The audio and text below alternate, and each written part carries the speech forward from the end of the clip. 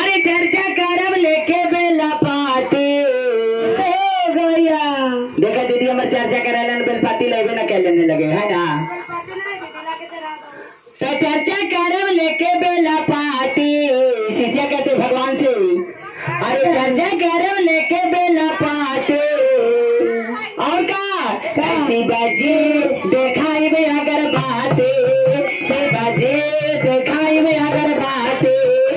बाजी देखाई में अगर चर्चा करब लेके बेला पाते चर्चा करब लेके बेला पाते बाजी देखाई में अगर बाते बाजी देखाई में अगर बाते बाजी देखाई है चर्चा करब लेके बेला पाते चर्चा करब लेके बेला पाते बाजी देखाई में अगर बाते बाजी देखाई में अगर बाते बाजी देखाई में अगर बाते बाजी देखाई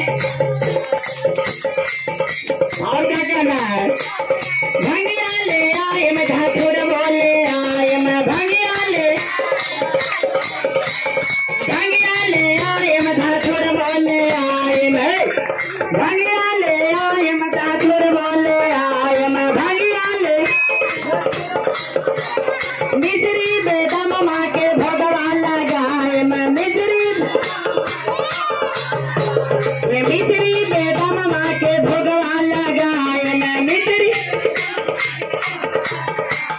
बात माना गौरा जी के पाते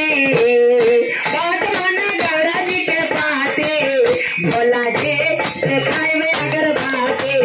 भोला जी देखाई में भोला जी देखाई में अगर बाते भोला जी देखाई में हर बात माना गौरा जी के पाते बात माना गौरा जी के पाते भोला जी देखाई में अगर बाते भोला जी देखाई में अगर बाते भोला जी